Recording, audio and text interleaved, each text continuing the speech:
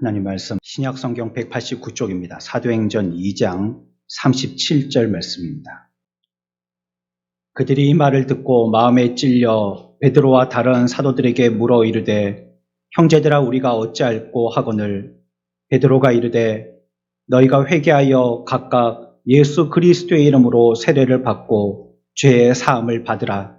그리하면 성령의 선물을 받으리니 이 약속은 너희와 너희 자녀와 모든 먼데 사람 곧 주 우리 하나님이 얼마든지 부르시는 자들에게 하신 것이라 하고 또 여러 말로 확증하며 권하여 이르되 너희가 이 패역한 세대에서 구원을 받으라 하니 그 말을 받은 사람들은 세례를 받음에 이날에 신도의 수가 3,000이나 더하더라. 그들이 사도의 가르침을 받아 서로 교제하고 떡을 떼며 오로지 기도하기를 힘쓰니라. 사람마다 두려워하는데 사도들로 말미암아 기사와 표적이 많이 나타나니 믿는 사람이 다 함께 있어 모든 물건을 서로 통용하고 또 재산과 소유를 팔아 각 사람의 필요를 따라 나눠주며 날마다 마음을 같이하여 성전에 모이기를 힘쓰고 집에서 떡을 떼며 기쁨과 순전한 마음으로 음식을 먹고 하나님을 찬미하며 또 온 백성에게 칭송을 받으니 주께서 구원받는 사람을 날마다 더하게 하시니라. 아멘. 기독교의 메시지는 복된 소식입니다. 그래서 우리가 기독교 메시지를 복음이라고 얘기합니다. 복된 소리라는 뜻이죠. 하지만 이 복음에도 불구하고 가장 비극적인 것은 많은 사람들이 이 메시지를 알지 못한다는 것에 있습니다. 우리나라만 해도요. 기독교 인구가 몇 프로나 될까요? 한 10% 될까요? 특히 이 경남 지방은 더 복음화율이 떨어지고요. 100집 가도 한 집 교회에 붙어 있는 집을 찾기가 힘드니까요. 인간의 철학과 사상 그리고 하나님의 계시가 너무 혼동스러운 시대에 살고 있습니다. 자기들의 생각을 가지고 이 시대를 이해하고 판단하고 있죠. 게다가 교회 밖에 있는 사람들이 교회 안에서 말씀되고 있는 선포되어지는 말씀조차도 그들 나름대로 해석하고 있습니다. 그래서 우리들에게 가장 긴급하고 중요한 것이 있는데 오늘 우리가 읽었던 이 사도행전의 말씀에 귀 기울이는 것입니다. 왜냐하면 처음 교회가 어땠는지에 대해서 알아야 하기 때문입니다. 지금 우리가 사도행전의 1장부터 생각해 오면서 계속 거듭하고 있는 말씀입니다. 교회의 존재와 본질이 무엇인지를 알아야 된다라고 말씀드렸어요. 그렇다면 이것을 어디 백과사전이나 어디 포털 사이트에서 찾아서 아는 것이 아닙니다. 교회를 알기 위해서는요, 성경을 통하여서 아는 수밖에 없어요. 이것이 가장 공식력 있는 또 가장 능력 있는 지혜와 지식을 우리들에게 제공하여 주는 것입니다. 처음 교회가 실제로 어떠했고요. 또 어떻게 존재하게 되는지 알아내야 되는 것이 우리들에게 가장 급선무입니다. 우리조차 교회를 알지 못한다면 세상 사람들에게 교회를 알릴 수 있는 방법은 전혀 없기 때문에 그렇습니다. 그리고 그러므로 교회가 혼탁하고 혼란스럽기 때문에 그것을 반영하는 사회와 세상은 더욱더 혼탁스러운 것입니다. 우리는 세상을 보면서 교회가 어떠함을 짐작할 수 있습니다. 교회가 그렇기 때문에 세상이 그렇기 때문인 겁니다. 우리가 이렇게 살기 때문에 세상이 그와 같이 반응하는 것입니다. 47절 끝에 보면 주께서 구원받는 사람을 날마다 더하게 하시니라 라고 말씀하고 있습니다. 여기에 교회에 관한 최초의 기사가 나타나는 것입니다. 이 말씀 우리 주보 1면에도 있죠. 우리 교회 표어의 말씀입니다. 하나님을 찬미하고 온 백성에게 칭송받으니 구원받는 사람들이 날마다 더해지는 교회. 우리 교회 표어이죠. 사실은 본질적으로 기독교가 무엇인가, 교회가 무엇인가를 얘기하고 있는 것입니다. 이전에는 120명 정도밖에 안 됐죠. 처음 교회의 시작이 그랬다는 겁니다. 그러나 이제 오늘 우리가 읽었던 말씀을 보니까 3,000명이 더해졌고 이로 통하여서 교회가 발생했다라고 얘기하고 있습니다.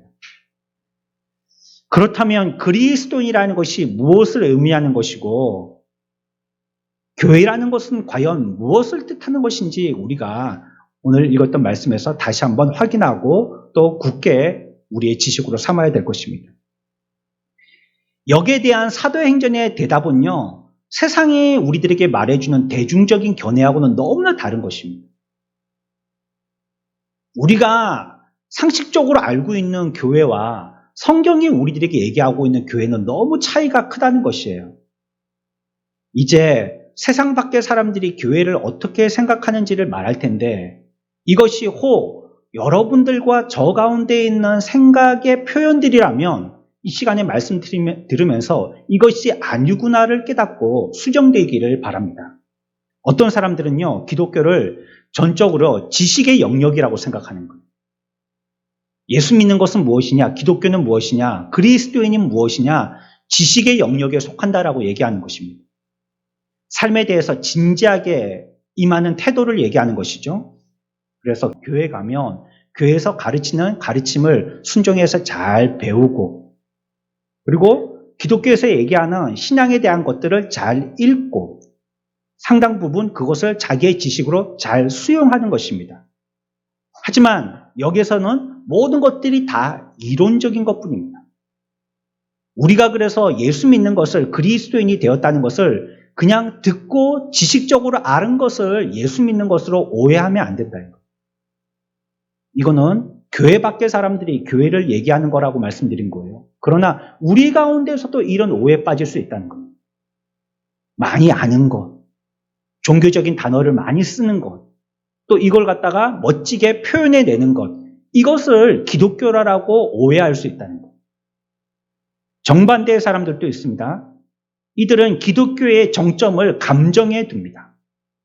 감정이라고 얘기한다는 거예요. 그래서 사랑, 평안, 행복, 기독교를 통해서 이런 것들을 경험하여서 이것을 계속 추구하려고 한다는 거예요. 다시 얘기하면 감정적인 것들에 대해서 매료돼서요. 감정적인 만족을 얻으려고 계속 애를 쓴다는 겁니다. 은혜 받은 것이 무엇이냐? 기분 좋은 거, 유쾌한 거. 은혜 받은 것은 기쁜 거, 흥분되는 거.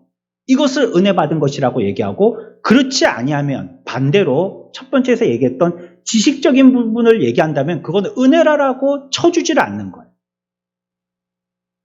우리가 어떻게 구원받았는지에 대해서 지식적으로 논리적으로 설명이 돼야 되는데 여기에 대해서는요, 그냥 그거는 그렇지 하고만 지나가, 이론으로만 지나가고 그거는 우리가 은혜 받을 건 아니라라고 그냥 귀에서 필터를 시켜버리는 거예요. 자신들에게는 어떤 다른 것도 필요 없다라고 얘기하고요. 감정이 상할 때는 믿음은 둘째가 돼버립니다. 기분이 위주이기 때문이죠. 그리고 감정이 동하지 않는 은혜는요, 배척해버립니다. 그건 은혜가 아니라라고 생각한다는 거예요. 그 다음 그룹이 있는데 이 그룹은요, 의지를 강조하는 그룹입니다. 그리스도인은 무엇을 하느냐에 따라서 결정된다는 거예요. 자기들끼리 앉아서 배우고 감정적으로 흥분되는 것은 기독교가 아니고요.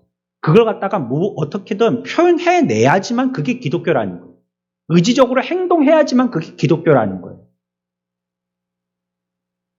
결정적인 요소는요, 그가 살아가는 삶의 방식이라고 얘기하는 것입니다. 유익을 위해서 희생해야 되고요. 목적을 위해서 욕망을 버려야 된다라고 얘기합니다. 그래서 어떤 목적하였던 일만 이루어진다면 사람은 상해도 괜찮다. 사람 버리는 것은 괜찮다. 일만 된다면 이렇게 얘기하는 거죠. 굉장히 추진력 있게 일을 하지만요. 그것 때문에 많은 사람들이 마음 상해합니다. 누가 그리스도인인지 아닌지는요. 무엇을 하느냐에 따라서 결정된다는 거예요. 나처럼 이렇게 활동력 있게 믿어야지만 예수 믿는 거지 가만히 앉아서 아무것도 안 하고 기도만 하고 있네. 저 사람들은 믿는 게 아니야 라고 판단한다는 거예요. 네 번째 그리스도인에 대한 오해는요. 그리스도인이라는 것은 의무나 두려움 때문에 무엇인가 마지못해 하는 의식주의자들을 얘기한다는 거예요.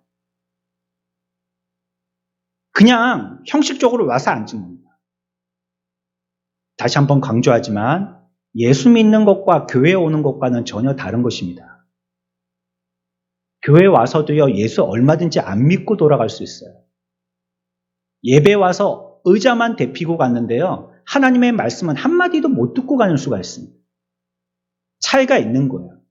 그러니까 예수 믿는 거를 의식적인 것, 종교적인 의식에 자기의 몸을 담는 것, 이걸 예수 믿는 거라고 생각하는 거예요.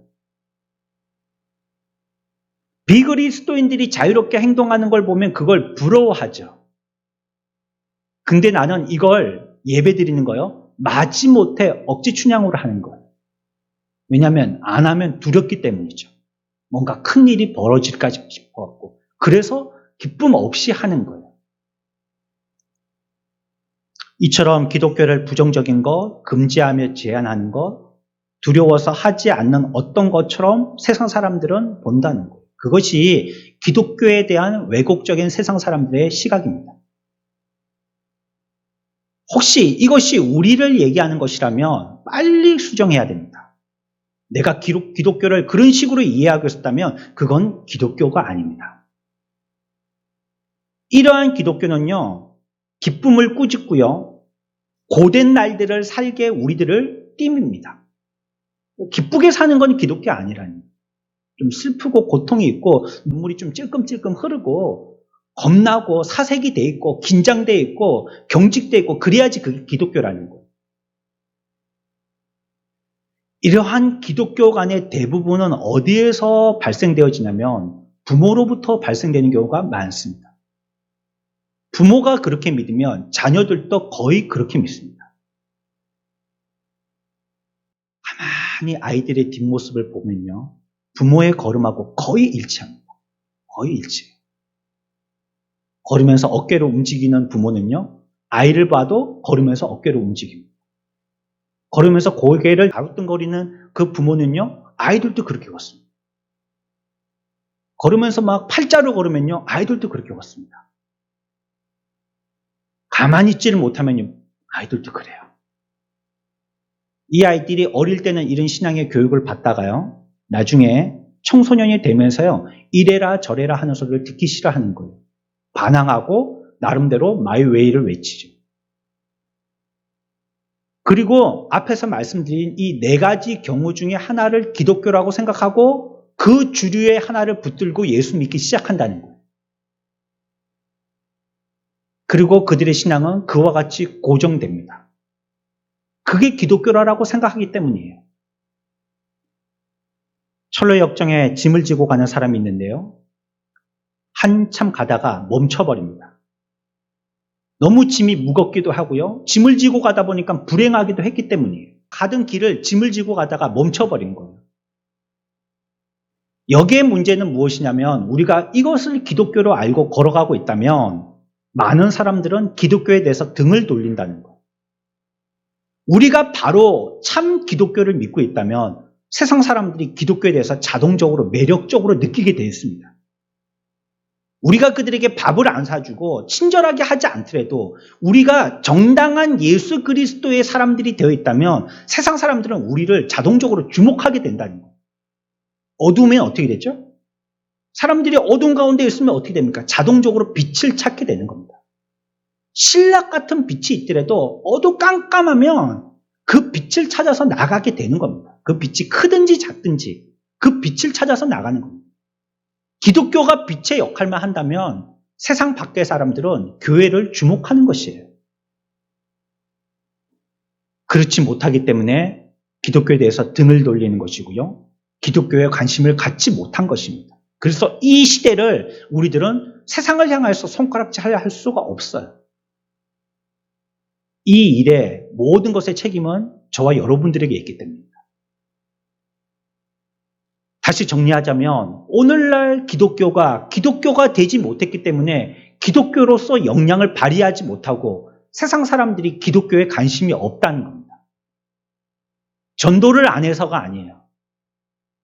전도를 해도 그게 소용이 없다는 거예요. 우리가 참빛을 비추어내지 못하고 있기 때문입니다. 그래서 이 시대에 역설적이지만 저는 여러분들에게 말씀드리고 싶어요. 우리는 다시 기독교가 돼야 된다고. 우리는 다시 교회가 돼야 됩니다. 우리는 다시 그리스도인이 돼야 됩니다. 그러지 아니하고서는 우리끼리만의 축제지, 이것이 복음이 문에 열려져서 주님이 이 땅에 오셔서 행하려고 하셨던 구원의 생명을 얻는 일은 전혀 작용하지 못하게 됩니다. 그러므로 누가는요, 오늘 우리가 읽었던 앞에서 말한 이런 네 가지의 거짓에 대조되는 것이 기독교라고 얘기하고 있는 거예요. 앞에서 말씀드린 그건 기독교가 아니라라고 얘기하고 참 기독교는 이것이라고 얘기하는 게 46, 7절입니다. 우리 46절과 7절 다시 한번 읽어보겠습니다. 같이 읽읍시다. 날마다 마음을 같이하여 성전에 모이기를 힘쓰고 집에서 떡을 떼며 기쁨과 순전한 마음으로 음식을 먹고 하나님을 찬미하며 또 온 백성에게 칭송을 받으니 주께서 구원받는 사람을 날마다 더하게 하시니라. 아멘. 이것이 기독교입니다. 교회가 무엇이냐? 기독교가 무엇이냐라고 묻는다면 우리는 사도행전 2장 46, 7절을 읽어줘야 됩니다. 이게 기독교예요. 진정한 기독교로 돌아가야 된다라고 우리들에게 얘기하고 있는 거예요. 이것은요, 신약시대의 초대교회에만 해당되는 말씀이 아닙니다. 교회사의 개혁과 부흥의 시대에는요, 언제나 사도행전 2장 46절과 7절과 같은 교회 모습이 나타났습니다. 부흥의 시대 때는 항상 이 모습이 나타난다는 거예요. 개혁의 기치를 들고 있을 때에는 항상 교회가 이 모양으로 나타났다는 거예요. 이런 모습이 진정한 교회의 표시이자 특징입니다. 참교회가 어떤 교회냐? 오늘날 대부분은 대형교회가 교회의 모델과 기준이 되어 있지만 참교회의 모델은요, 오늘 사도행전에서 우리들에게 얘기하고 있는 것입니다. 이것이 우리들이 본받고 따라가야 할 교회고 오늘날 또 우리가 힘써야 할 교회고 내가 교회인가를 물어볼 때 이 말씀을 통하여서 반면교사 삼아야 되는 것입니다. 주목할 말씀이 있어요. 이 말씀 중에서요. 특히 47절에 있는 말씀입니다. 하반절에 보면요. 주께서 찾으셨습니까? 주께서 구원받는 사람을 날마다 더하게 하시니라. 이 시간에는요. 두 단어를 갖다가 좀 더 집중적으로 생각해 볼 겁니다. 첫 번째, 구원받는 이라는 단어고요. 두 번째, 더하게 라는 단어입니다. 이 말씀 다시 한번 볼까요? 주께서 구원받는 사람들을, 여러분들 교회는 어떻게 생각하십니까? 이미 구원을 받은 사람들이 오는 곳이라고 생각하지 않습니까? 그래서 하나님께 예배 드리는 곳이 교회라고 우리들은 일반적으로 생각하죠. 왜냐하면 예배는 구원받은 사람들이 드릴 수 있기 때문입니다. 물론 믿지 않는 사람들을 초청하는 구도자의 예배를 드릴 수 있습니다. 그러나 예배의 원칙이라는 것은 구원자들이 와서 예배하는 것입니다. 구원받지 않은 사람들은 예배할 수 없어요. 그들은 그냥 참관자일 뿐이에요. 보고만 있는 거지 예배하는 건 아니에요, 사실. 그래서 참된 예배는 구원받은 사람들이 드리는 것입니다. 그런데 오늘 성경에 읽어보십시오. 뭐라고 얘기하고 있죠? 주께서 구원, 이건 현재 시점을 얘기하고 있거든요. 구원받는 사람들이라는 거예요. 교회는 어떤 곳이냐? 구원받는 사람들이 오는 거라는 거예요. 이 부분을 갖다가 좀 더 정확하게 번역해 보자면 주께서 구원받고 있는 사람들을 더하게 하시니라 라고 번역할 수 있어요. 받는 사람, 받고 있는 사람 같은 말이죠. 이들은 구원받고 있었고요. 또 더해졌다라고 얘기하고 있는 거예요. 그게 47절 하반절에서 우리들에게 주시는 메시지입니다. 구원받고 더해졌다는 겁니다. 하나님께서 천지를 창조하시고요. 지금도요, 그 창조를 그치고 쉬고 계신 게 아니에요. 지속적으로 재창조하고 계신 것입니다. 가만히 놀고 계신 게 아니라는 거예요. 일하고 계시는 하나님이시다는 겁니다. 우리 속에서 무엇인가를 하고 계신 것이죠. 우리를 무엇인가로 빚고 계신 것입니다. 이 일을 위한 최고의 목적은, 마지막 목적은요, 우리의 완전한 변화입니다. 이것이 하나님이 원하시는 바예요. 그래서 그 목적에 이르기까지는 하나님은 쉬지도 졸지도 아니하십니다. 지속적으로 우리들에게 촉구하십니다. 뭐 하라고? 변화하라고. 내가 만든 창조의 목적대로 변화하라고. 우리들의 양심을 두드리며 지식적으로, 감정적으로, 의지적으로 일깨워주면서 우리들에게 이것을 외치고 계십니다. 계속 변화하라고 말이죠. 그래서 우리가 그리스도인이 될 때는요, 무엇을 보는 시각과 관점만 바뀌는 것이 아닙니다. 죽음에 대해서 옛날에는 망했다라고 생각했는데, 이제 예수 믿고 나니까 망한 게 아니구나. 천국으로 이사 가는 거구나. 관점의 변화. 이 세상은 어떻게 단세포에서부터 시작해가지고 어째어째 진야에서 만들어졌다라고 배웠는데, 이게 아니구나. 성경에서 봤더니 하나님의 창조하셨구나. 관점의 변화, 시각의 변화. 이것을 기독교라고 생각하기 쉽지만 그렇지 않다는 거예요. 참된 기독교가 된다는 것은 우리의 삶이 완전하게 변하는 거예요. 어떻게 보느냐만을 변하는 것이 아니에요. 어떻게 말하느냐만은 변화되는 것이 아니라는 거예요. 우리의 모든 상태가 바뀌는 겁니다. 이거는 마치 무엇과 같으냐면 이것과 같습니다. 여기 지금 컵 뚜껑이 있죠? 제가 왼쪽에 놔뒀습니다. 이게 우리가 예수 믿기 전의 상태입니다. 이게 우리가 예수를 믿었어요. 이 컵 뚜껑을 이쪽에 갖다 두는 것입니다. 이게 예수입니다. 여기 있던 뚜껑이 이쪽으로 옮겨진 겁니다. 왼쪽에서 오른쪽으로 완전하게 그의 위치가 바뀌어진 걸 얘기하는 겁니다. 그걸 구원받았다라고 얘기하는 거예요. 골로새서 1장 3절에서는 구원에 대해서 이렇게 설명하고 있거든요. 우리 다 같이 한번 읽어서 알아봅시다. 그가 우리를 흑암의 권세에서 건져내사 그의 사랑의 아들의 나라로 옮기셨으니. 아멘. 어떻게 하셨다고요? 흑암에서 건져내서요. 그의 사랑의 아들의 나라로 어떻게 했다고요? 옮겼다는 거예요. 이게 구원입니다. 옮긴 거예요. 여기 있는 걸 이쪽으로 옮긴 거예요. 그러니까 그의 모든 것들이 바뀐 거예요. 이제 여기 있던 게 이렇게 바뀐 겁니다. 그의 삶이 여기 있던 삶이요, 흑암의 권세에 있던 삶이요, 하나님의 아들의 나라로 완전히 바뀌어지게 된 겁니다. 이걸 사도행전에서 한마디로 구원받다 이렇게 얘기하는 겁니다. 구원받다. 골로새 1장에서는 옮겨졌다라고 얘기해요.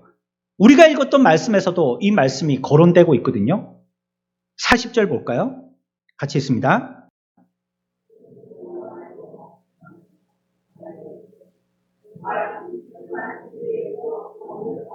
아멘. 구원받으라고 얘기하고 있죠.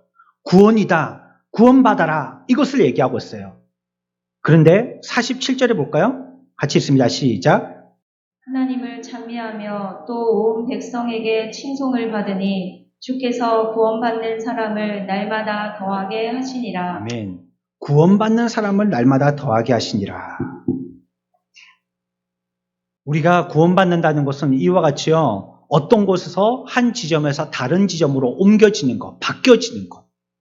완전히 그의 상태가 이곳에 있다가 저쪽에 있는 상태로 변화되어지는 것. 이런 것들을 구원받는 것이라고 얘기한다는 거예요. 마치 무엇과 같으냐면 집에 불이 났는데요. 몇 사람은 갇혀서 죽었고요. 어떤 사람은 창문을 통하여서 탈출해서 살았습니다. 어떤 사람이 죽었다고요? 집 안에 있는 사람 죽었어요. 어떤 사람은 살았어요? 집 밖에 있는 사람은 탈출해서 살았다는 거예요. 배가 있습니다. 이 배가 지금 좌초돼서 파손돼서요, 깔아앉고 있어요. 어떤 사람이 죽냐면 배 안에 있는 사람은 죽습니다. 구조선에 옮겨 탄 사람들은 사는 거예요. 옮겨진 사람들은 사는 것입니다. 이것이 구원받는다라고 얘기하는 거예요. 그 위치가 옮겨지는 것을 얘기하고 있어요. 하지만 구원받는다는 것이요, 완전하다는 것을 뜻하는 것은 아닙니다. 앞에서 말씀드렸죠. 하나님이 오늘날 하나님의 교회들을 두고 계속 일하고 계신다고요. 그 말은 완전치 않다는 뜻입니다. 완전을 향하여서 나아가되 완전하지는 않다는 거예요. 우리가 구원받음으로 완전한 자가 된 건 아닙니다. 어떤 분들은 교회 와서요, 내가 상처받았다라고 얘기해요. 교회 좋은 사람들, 예수 잘 믿는 사람들만 있는 줄 알았더니 교회 가봐서 어떤 사람들을 만났더니 상처받았다라고요. 교회에 아예 올 때 그런 생각을 하지 마십시오. 교회는 완전한 사람들이 오는 곳이 아닙니다. 여러분들이 교회에 예배자가 되면서부터 그 교회는 완전해지지 않습니다. 어떤 교회도 완전한 교회는 없는 거예요.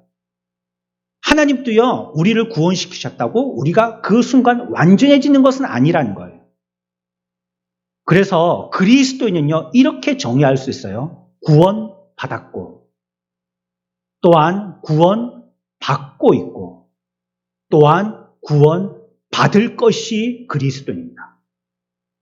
우리 다 같이 한번 해볼까요? 구원받았고, 구원받았고, 구원받고 있고, 구원받고 있고, 구원받을 것, 구원받을 것. 이게 교회고 그리스도입니다. 이미 우리들은 구원받았어요. 그러나 우리는 끊임없이 구원받고 있어야 돼요. 우리의 목적지는 어디냐? 영원한 구원이에요. 그곳을 향하여서 나가는 게 그리스도인이고 교회예요. 오늘날 우리의 잘못 중에 한 가지가 그겁니다. 이미 구원받았다는 거예요. 천국은 따놓은 당상이고 지옥은 죽어도 못 가겠고 에라 모르겠다 세상에서 해지나 칭칭나는 노래 부르면서 그냥 신나게 살자. 그 사람은 구원받고 있는 건 아니에요, 지금. 다시 말하면 뭡니까? 그리스도인의 삶을 살고 있지 못하다는 겁니다. 그 사람은 그리스도인의 삶을 살고 있어요. 구원받았어요. 그러나 하늘나라 천국 그 나라를 소망하지 않아요.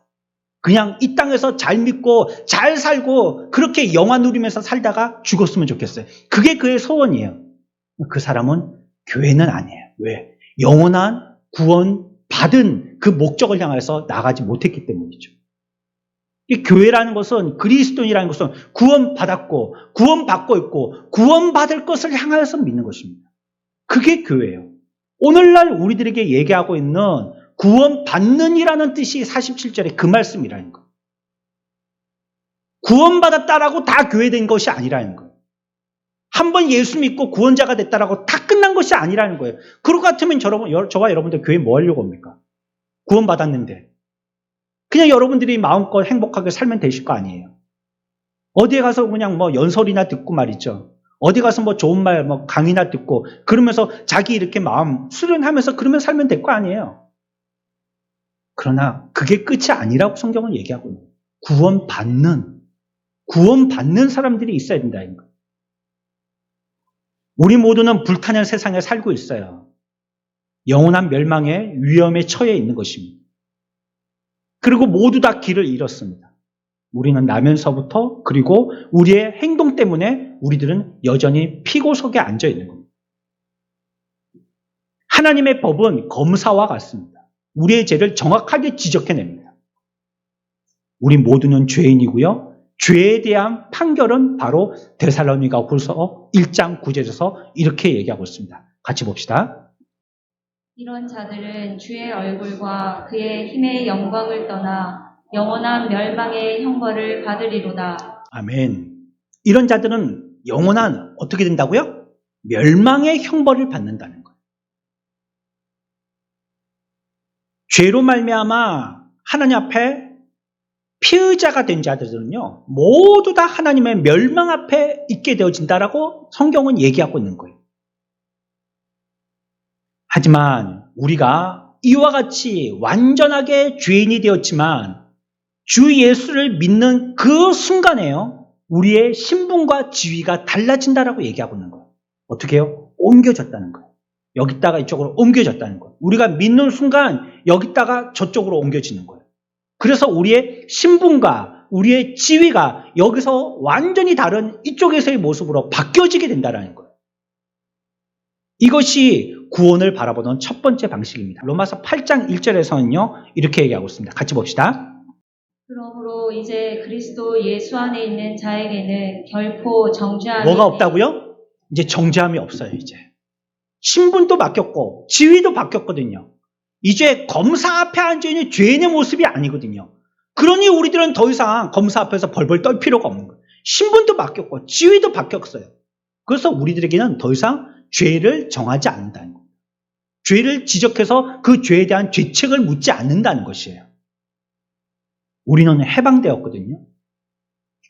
종이었었지만 스스로 자유자가 되어진 것처럼 해방된 것입니다. 그래서 우리들은 뭐라고 고백해야 되냐면 나는 구원받았다라고 이렇게 고백해야 되는 것입니다. 이것을 일컬어서 뭐라고 하냐면 칭의다 이렇게 얘기합니다. 칭의. 하지만 이것이 완전하게 됐다는 말은 아니라고 그랬죠. 신분이 바뀐 후에도요, 내 안에서 하나님의 과정이 시작되어집니다.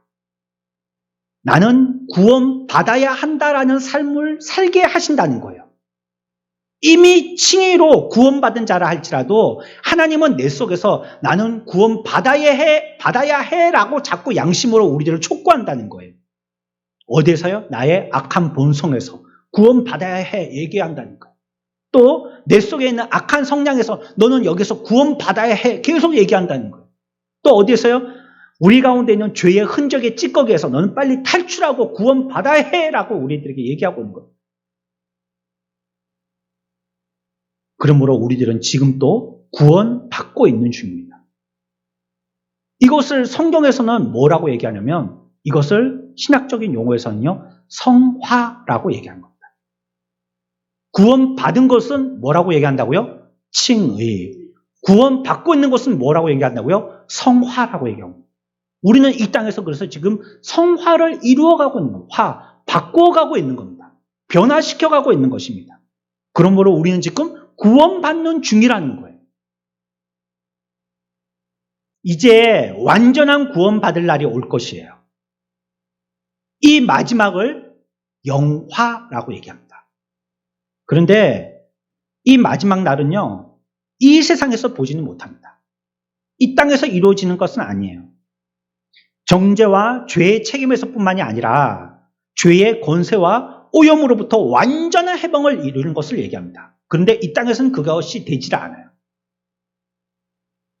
다가오는 영광 속에서 이런 상태가 있을 것이다 라고 얘기하는 것입니다. 그래서 오늘 우리가 읽었던 47절에 구원받는이라는 이 말은 새 시제로 사용되고 있다는 것을 여러분들이 기억하셔야 돼요. 과거와 현재와 미래 시제. 조금 다르게 표현한다면 완료 시제와 진행 시제와 미래 시제로 사용하고 있다는 거예요. 어떻게 해요? 나는 구원받았다. 이미 끝난 겁니다. 또 나는 구원받고 있다. 하고 있는 겁니다. 또한 나는 구원받을 것이다. 라고 미래를 바라보는 것입니다. 이것이 성경이 얘기하는 구원받는이라는 구원관입니다. 오늘날 한국의 교회들이 구원받은 것을 특히 장로교회의 약점이 여기죠. 알미니안 같으면 행위를 굉장히 강조하거든요. 어떻게 살아야 된다는 것을 강조해요. 감리교 같은 데 말이죠. 근데 장로교는 한 번 구원받은 것으로서 천국 간다고 하니까 그냥 장로교인들은 허리띠를 풀어버리는 거예요. 우리는 이미 구원받았으니까. 그러나 저들은요, 얼마나 열심히 구원을 위해서 애쓰는지 모릅니다. 물론 좀 불안하긴 하죠. 그들의 교리는 조금 불안하긴 하죠. 그러나 삶에서는요, 치열하게 삽니다. 우리는 그것을 구원받은 것에 달하라고 생각한다는 거예요. 그리고는 이제 헛된 데 생각이 빠져 있는 겁니다. 예수 믿고 어째 부귀 영화를 누리고 이거 생각한다는 거예요. 특히 우리나라는 복과 예수 믿는 것을 직결시켜서요. 잘 되면 그걸 복이라고 생각해요. 잘 되면. 못 되면 복 받지 못한 거예요. 그러면 예수님이 제일 저주받은 자입니다. 십자가에 죽었으니까. 예수 믿고 어찌든지 부자 돼야 되고, 또 예수 믿고 어찌든지 건강해야 되고, 예수 믿고 어찌든지 승진해야 되고, 예수 믿고 어찌든지 죽을만 하는 사람들도 부활해서 살아나야 되고, 예수 믿는 사람들은 어쩌든지 모두 다 합격해야 되고, 이렇게 생각하는 거예요. 그러니까 그렇지 못할 경우에는 교회 얼굴을 들고 오지를 못하는 거예요. 그거는 곧 자기의 정체성, 나는 예수 못 믿는 사람이라는 걸 얘기한다라고 자기나 남이 생각하는 걸 이미 결정짓고 오고 있거든요. 그런 것이 아닙니다. 우리는 구원받았지만요, 오늘날 또 구원받고 있어야 됩니다. 그리고 완전한 구원을 향해서 나아가는 자들인 것이에요. 사도행전 우리가 읽었던 이 시대의 이 예루살렘 사람들의 특징이 이것이에요. 그들이 얘기하는 교회의 본질은 무엇이냐면 구원을 받았다. 구원받는 이라는 이 의미를 알고 믿고 있었다는 것이에요. 이것이 이들에게 첫 번째 일어난 놀라운 일입니다. 구원받는 사람들이 됐다는 겁니다. 저와 여러분들 사랑하는 선한 목적의 모든 성도들이 하나님 앞에서 구원받는 복된 자들 다 되시기를 축원합니다. 우리는 날마다 구원받기를 애쓰고 노력해야 됩니다. 우리가 주목해야 될 두 번째 요소가 있습니다. 기독교가 이들의 삶의 중심이었다는 거예요. 지금 설명하려고 하는 것은요, 더하게라는 말입니다. 더하게. 더하게 하셨다는 겁니다. 어디에 소속을 하여서 더하게 하셨다는 거예요. 기독교는요, 이들에게 전부였어요. 그들의 삶이었었어요. 무엇이에요? 먹을 것도 싸질머지고 와서 같이 나눠 먹고, 재산도 다 팔아가지고 와가지고 그것 가지고 같이 나눠 쓰고 이랬다는 거예요. 안 좋은 예로 아나니아와 삽비라의 예를 들고 있죠. 땅을 팔아가지고 전 재산을 다 팔아가지고 사도 앞에 들고 나올 이유가 없잖아요. 근데 그 시대의 교회 때는 다 그랬다는 거예요. 다. 오해하지 마십시오. 여러분들 집 팔아서 전셋집으로 옮기고 다 여기다가 헌금하라는 말 아닙니다. 전세는 월세 가고 월세는 사골세 가고 그래가지고 고시방에 가고 다 그래야지 우리가 예수 잘 믿는다는 그 말 하는 게 아니에요. 신약의 초대교회 교인들은 그런 것을 예수 믿는 것으로 생각했다는 거예요. 그러니까 예수 믿는 것은요, 우리에게 생각하는 옵션이 아니었어요. 이것이 그들에게 완전한 것이었어요. 전부였다는 것이에요. 그래서 세상적인, 대중적인 기독교가는 무엇이냐면, 기독교라는 것은 삶에 무엇을 더하는 것이다 라고 생각한다는 거예요. 덧붙이는 것. 마치 남자가 이렇게 양복을 입고 멋을 낼 게 뭐가 있겠습니까? 양복은 똑같은데 색깔 차이죠. 근데 겨우 멋낸다는 건 넥타이 차이죠. 넥타이. 무슨 색깔을 했느냐, 반짝이를 붙였느냐, 디자인이 뭐냐, 무슨 무늬가 있느냐, 요거죠. 맨날 저 여러분들도 보십시오. 우리 동영상 보시면 맨날 목사가 똑같은 색깔의 양복이지만 넥타이만 바뀌잖아요. 이게 나름대로는 멋내는 거거든요. 그래 안 보일 수 있겠지만 제 나름대로 멋을 내는 거거든요, 이게. 그러니까 말이에요. 우리가 예수 믿는 걸 이거 넥타이 한 개 색깔 바꾸는 것으로 생각한다는 거예요. 그냥 이렇게 와이셔츠 발음으로 나올 수도 있지만 요거 한 개 매면서 여기에 딱 강조를 준다라고 이렇게 생각하는 걸 예수 믿는다라고 생각한다는 거예요. 우리의 삶의 주요 방식들은 세상 사람들과 거의 엇비슷하지만요. 다른 것이 있다면 주일날 예배를 위해서 교회를 찾아온다는 거예요. 이걸 예수 믿는다라고, 내가 그리스도인이라고, 내가 교회된 자라는 차이로 둔다는 거예요. 교회에 오는 걸. 그것이 나에게 하나 더 첨가한 거죠. 만약에 여러분들이 그리스도인이라면 여러분이 무엇 때문에 기쁘고 무엇 때문에 슬프고 어떤 일에 흥분되는지 생각해 보십시오. 어떤 것으로 인해서 여러분들이 이와 같이 흥분되고 있는지 말이죠. 여러분들의 관심사가 이 세상과 다른지 같은지 비교해 보시라는 말이에요. 그들이 그와 같이 웃을 때 나도 똑같이 웃고, 그와 같이 슬플 때 나도 똑같이 슬프고, 주가 오르니까 나도 똑같이 좋아하고, 실패하니까 난 똑같이 슬퍼하고, 우리들은 어떠냐면 세상 사람들과 비교할 때 나의 흥분되어지는 것은 어떠냐는 거예요. 그저 일주일에 시간 날 때 한번 교회라는 곳에 간다는 거예요. 마치 뭐와 같으냐면요, 외출복을 골라 입은 것과 같다는 거죠. 여러분들 이 옷을 입었죠? 이제 집에 돌아가셨잖아요. 집에 돌아가셔서 이 옷을 계속 입고 있지는 않으시죠? 집에서는 편리복을 입잖아요. 반바지를 입든지 티셔츠를 입든지 그냥 집에서 편한 옷차림으로 바꿔 입으시죠. 양벌도 훌렁 다 벗어버리고. 그 예수 믿는 것을 이렇게 생각한다는 거예요. 갇혀 입고 왔다가 세상 나가면 훌렁 벗어버리는 거. 그걸 기독교라고 생각한다는 거예요. 그래서 거짓된 개념이라는 것은 우리들을 항상 중심에 있거나 생명력 있게 하지 못하고요. 겉돌게 만듭니다. 겉돌게. 겉돌다 보니까 그곳에는요, 생명의 역사가 없어요. 삶의 변화가 없는 거예요. 중심에 있어야지 삶이 바뀌고 변화되어지는 삶을 체험하게 될 텐데 항상 겉에 있다 보니까요, 생명의 역사가 없는 거예요. 가능한 한 세상 가까이 살면서도 귀로 듣기로는 자신이 세상에 속하지 않았다고 듣고 싶어 하는 거예요. 위선적인 그리스도인이 된 겁니다. 듣기는 그리스도인이라고 듣고 싶지만 살기는 세상 사람들하고 비슷하게 부귀영화 누리면서 살고 싶어 한다는 거죠. 신약의 초대교회 그리스도인들처럼요, 다 팔아가지고 고난도 감수하고 목숨에 부재할 것들 다 포기하고 믿는데 전적으로 다 올인하고 이렇게 하질 않는다는 거예요. 오늘날은. 적절하게 알아서 조정하면서 믿는다는 거예요. 한 20%나 우리의 인생을 걸어보고 80%는 내가 알아서 한다는 거예요. 교회에 더해진 게 아닙니다. 그 사람은. 교회에 소속해서 더해진 게 아니라는 거예요. 그 사람은 여전히 자기의 길로 가고 있는 겁니다. 교회라면 교회에 소속이 되어서 완전한 교회의 멤버로서 더해져야 되는데 이 사람은 그렇지 않고 있다는 거예요. 한 발은 부두에, 한 발은 배에, 두 발을 양다리를 걸치고 있어서 어떻게 될지 모르는 사람이라는 거예요. 사도행전의 사람들은 놀라운 것은요, 이들의 모든 관점과 삶이 다 바뀌었다는 겁니다. 예수를 믿고 나서 모든 것이 다 바뀌어버렸다는 거예요. 이들은 예전에 어떤 사람들이었죠? 없이 앞서서 십자가에 못 박게 하소서 폭도들이었습니다.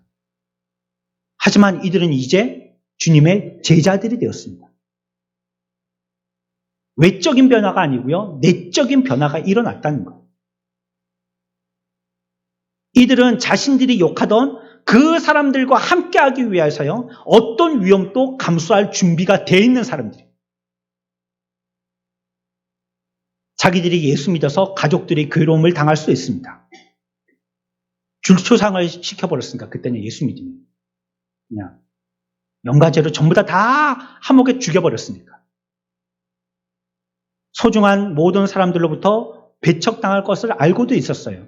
그러나 이들은 공개적으로 세례를 받았습니다. 그리고 멸시받는 사람들과 하나가 되기를 애썼습니다.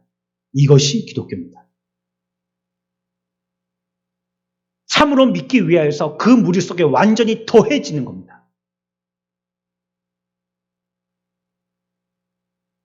눈치나 살피고 기회주의자와 같이 내게 유리할 때만 거기에 소속되는 자가 아니라는 거예요. 그래서 사도행전의 사람들의 확실한 사실은요, 그들이 교회가 됐다, 그리스도인이 됐다라고 한다면 이것이 그들의 전 인격과 관련된다는 것입니다. 그래서 우리들이 처음에 교회가 아닌 사람들의 네 가지 모습을 다시 한번 기억해야 될 필요가 있어요. 어떤 것을 예수 믿는 거라고 생각했다고요? 그 사람들은? 어떤 거요? 지적인 거, 또요. 감정적인 거, 또요. 의지적인 거요, 또요.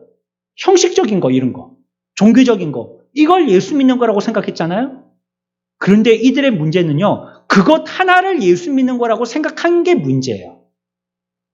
지적인 게 예수 믿는 다라라고 생각한다든지, 감정을 예수 믿는 다라라고 생각한다든지, 의지를 예수 믿는 다라고 생각하든지, 종교 의식에 참여하는 것을 예수 믿는 다라라고 생각했기 때문이에요. 그러나 예루살렘 사람들이 교회가 됐다는 말은요, 전인격적인 변화, 다시 얘기하면 앞에서 얘기했던 어떤 한 부분만을 강조한 것이 아니라 그 모든 부분에서 변화됐다는 것을 얘기하는 겁니다. 그래서 그리스도인 교회가 됐다는 것은요, 지적인 변화, 감정적인 변화, 의지적인 변화, 의식에서 열심으로 참여하는 이 모든 삶의 변화가 이루어져야 된다는 거예요. 하나만을 두고 예수 믿는 거라고 자기 나름대로의 가치나 그것을 철학으로 생각해서는 안 된다는 겁니다.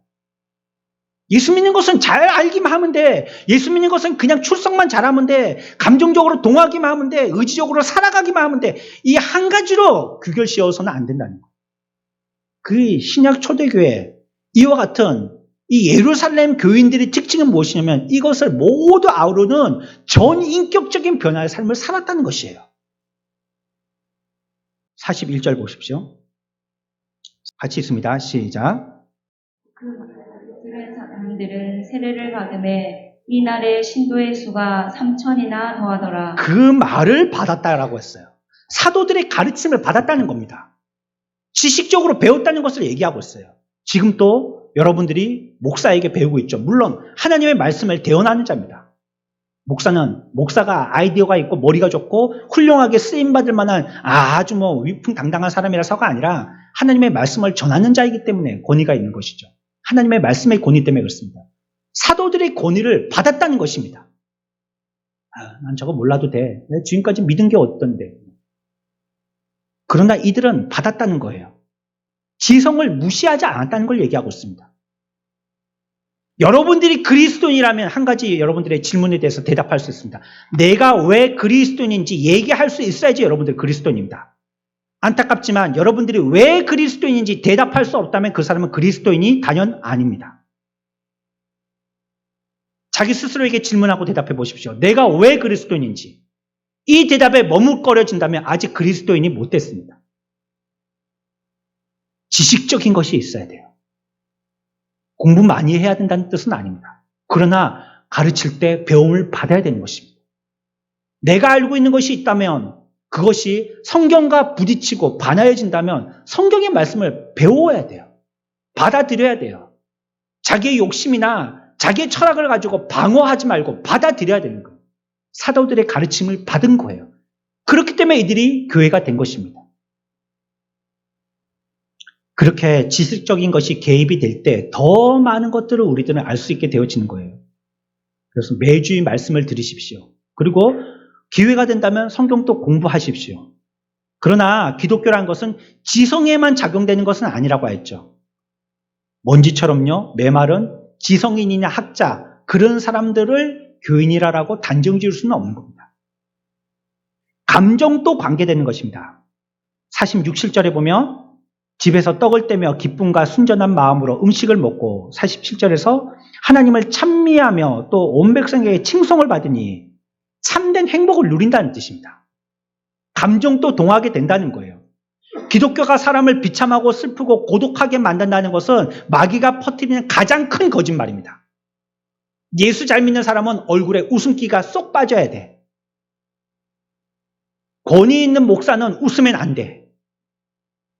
감정적인 동료가 있으면 안 돼. 그냥 망부석처럼 가만히 있어야 돼. 그게 거룩한 목사야. 그게 마귀가 우리들을 놀리는 겁니다.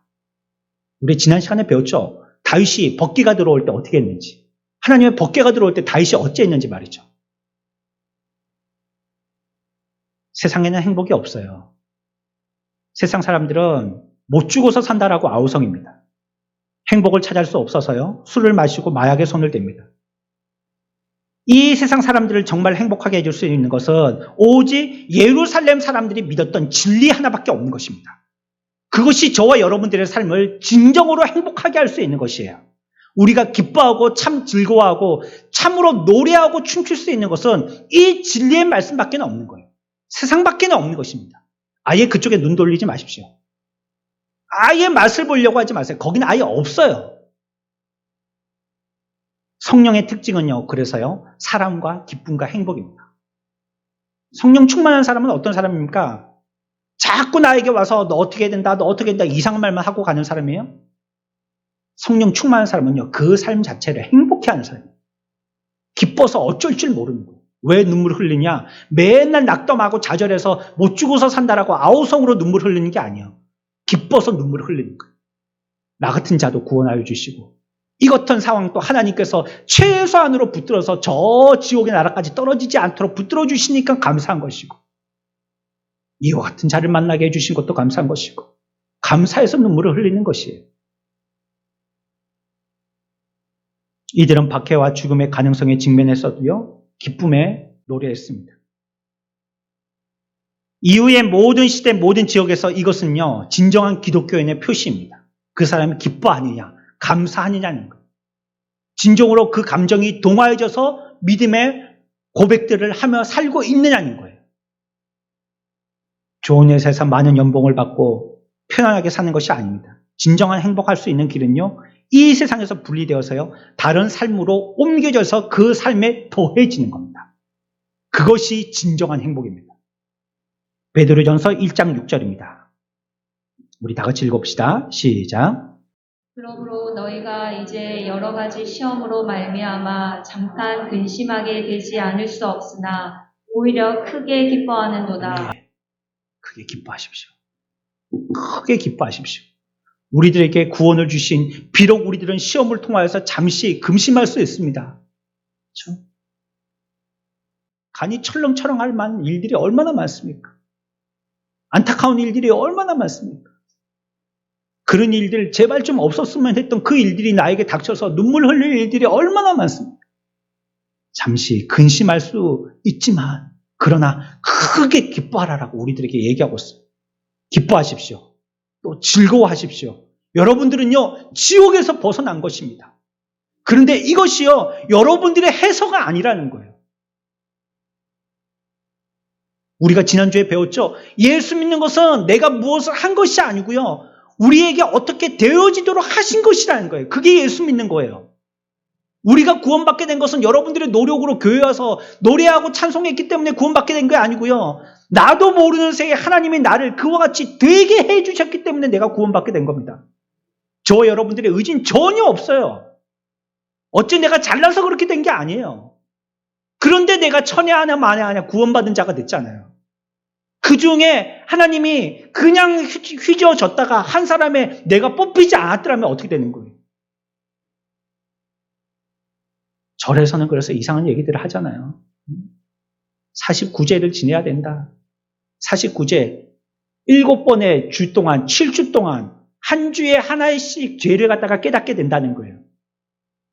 영혼이 육신에서 나가가지고 죄를 깨닫게 된다는 거예요. 처음에는 귀에 대한 죄를 깨닫고, 눈에 대한 죄를 깨닫고, 코에 대한 죄를 깨닫고, 인지에 대한 죄를 깨닫고, 혀에 대한 죄를 깨닫고, 무의식에 대한 죄를 깨닫고, 그걸 다 깨닫게 되어지는 것이 7주. 그래가지고 7번의 제사를 지내야 된다 이거예요. 그걸 뭐라고 그래요?